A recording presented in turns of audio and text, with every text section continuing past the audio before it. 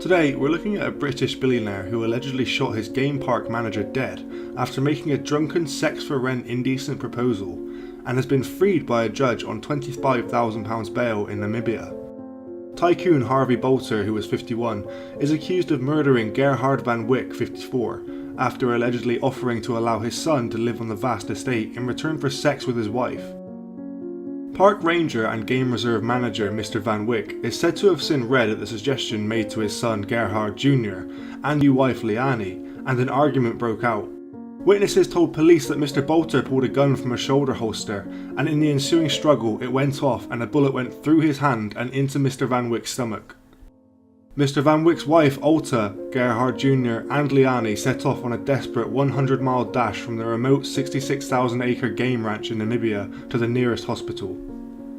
But the former soldier turned game park manager died on the drive just a few miles away from reaching the doctors in the remote bush town of Outjo from the bullet wound. Mr. Boulter's Karos estate near rural Kumanjab is said to be home to the Big Five of lion, leopard, buffalo, rhino and elephant, which he brought in 2012 for his love of big game hunting. Mr. Boulter, who was a donor to UKIP giving the party £30,000, and had blew the whistle on a Westminster political scandal a decade ago, which led to Tory Defence Secretary Liam Fox resigning, was arrested for murder. The super-rich businessman in 2011 exposed Cabinet Minister Mr. Fox's unusual working relationship, travelling the world with best friend Adam Werrity, who he passed off as a political advisor. Despite the shooting on February the 27th, the Sussex-born investment and defence industry tycoon has not spent any time in the cells, but has remained ever since sick at a private hospital. It has led to claims of preferential treatment for Mr. Boulter, whose lawyer told the bail hearing at the High Court in the capital Windhoek that he invested £7.5 million in the country so far. It has been reported that he rubs his shoulders with the highest and most senior members of the government, but despite being denied bail by magistrates, he got it on appeal from Judge Claudia Clasan. Prosecutor Tadago Gawis said that the allegations were so serious, and that there was a probability of a lengthy jail sentence, that it was not in the interests of justice to grant him bail. Mr. Boulter's top lawyer, Mr. Sisa Namanji, countered that Mr. Boulter had ploughed £7.5 million into the country during the 10 years that he has lived there, and been a permanent resident since 2017. The barrister said that Mr. Boulter was settled in Namibia and employed 40 people and was running an international business supplying encrypted communications technology around the world. Mr. Boulter's customers were governments and the military, including the USA, the United Kingdom, Australia and New Zealand, and that he told the court he was not a flight risk. Mr. Namanji added that he would not interfere with any witnesses or jeopardise the administration of justice. Mr. Namanji told the court that the shooting happened after a row during a lamb spit barbecue on his estate, and Mr. Boulter fell under attack from Mr. Van Wyck and his son, and then the gun just went off. He added that it was Mr. Boulter who called the police himself and reported the incident, and had cooperated with the police throughout and had handed over his passport to them as well. A bail of £25,000 was granted on condition that Mr. Boulter stays at a fixed address in Windhoek. Reports to police once a week and may not leave Windhoek district without police permission. Mr. Boulter is charged with murder, possession of a firearm without a licence, illegal possession of ammunition and attempting to defeat the course of justice, all connected to this one shooting. The Namibian Police Force Head Lieutenant General Sebastian Nunditunga has told a local paper that he was concerned about continued special treatment being given to the tycoon Mr. Boulter. He spoke out as he revealed that Mr. Boulter had evaded being held in prison to await trial since the shooting 4.5 months ago, and suspected individuals were helping him. Lieutenant General Unditunga was quoted as saying that he had a problem with Mr. Boulter's continued stay in hospital as sick, adding, "He is always admitted and does not want to go to the cells. I am even suspecting some people are favouring him to be a permanent patient in hospital.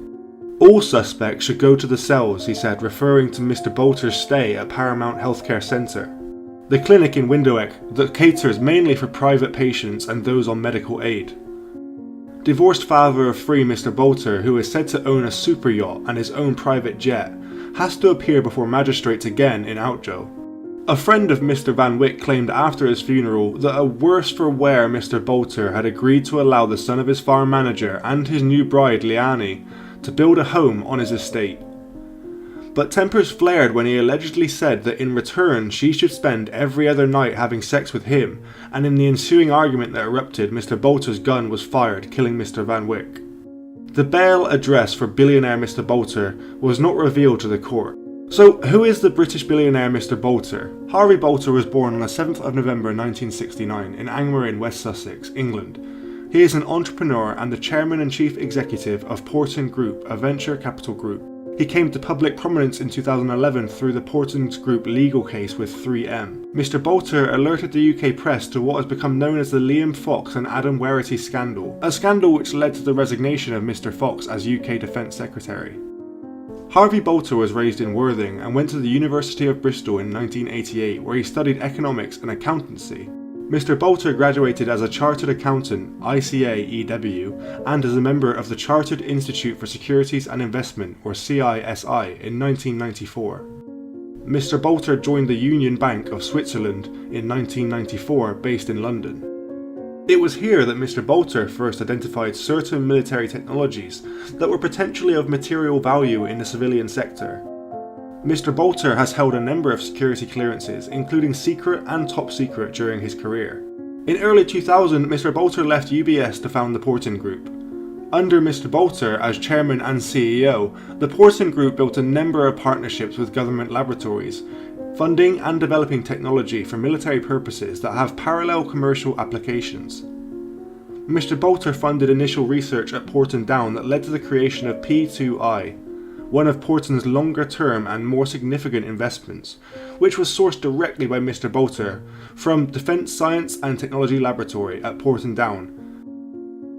One of Porton's longer-term and more significant investments, which was sourced directly by Mr. Boulter from Defence Science and Technology Laboratory at Porton Down, is Enigma Diagnostics Limited. Enigma was designed to rapidly detect biological agents on the battlefield using a point-of-need portable molecular diagnostics instrument. Since the creation of the company in 2004 and with the investment of over £140 million, Enigma has developed, in part as a result of a partnership with GSK, into a point-of-care medical diagnostics business, achieving CE mark accreditation in January 2014 on its influenza A/B assay. In 2014, Enigma made a move towards the Chinese markets, first partnering with Chinese Centre for Disease Control and Prevention, and then partnering with Ledman Bio, whilst also securing a $50 million investment from Shanghai Debay Capital. In 2011, Mr. Boulter and Porton Group commenced litigation against 3M over the latter's failure to fulfill their contractual obligations regarding their purchase of Acolyte Biomedical Limited and the MRSA detection technology Backlight. And in November 2011, the UK High Court found in favour of the Porton Group. In 2012, Mr. Boulter created Porton Cyber as a Cayman Islands investment fund. One of its investments in this space is focused on secure messaging and mobile voice protection technologies through Communications Security Group, of which Harvey Boulter is a chairman.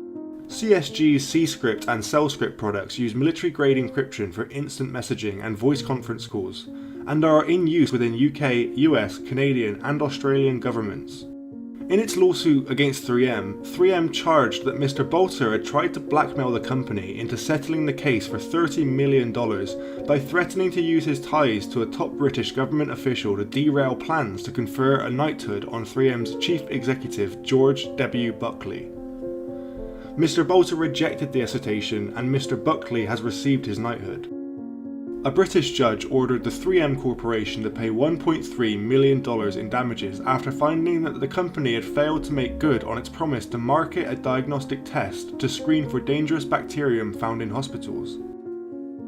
The decision, released in London, represented a legal victory for a British investment fund, the Porton Group, and its partners, who filed a lawsuit in 2008 claiming that 3M had breached its contract to commercialise the test. The story of Mr. Boulter unravels, and we shall keep you updated with any more information as soon as it's released. What are your opinions on Mr. Boulter? Do you think he is guilty of the crimes that he's been charged with, or was it a disagreement that has gone wrong, and Mr. Boulter had no intention of committing the crime? Do you think the fact that Mr. Boulter has invested nearly £10 million into the local economy and employs well over 80 people will play a mitigating factor when it comes to sentencing? Don't forget to let us know what you think in the comments below. And as always, stay safe.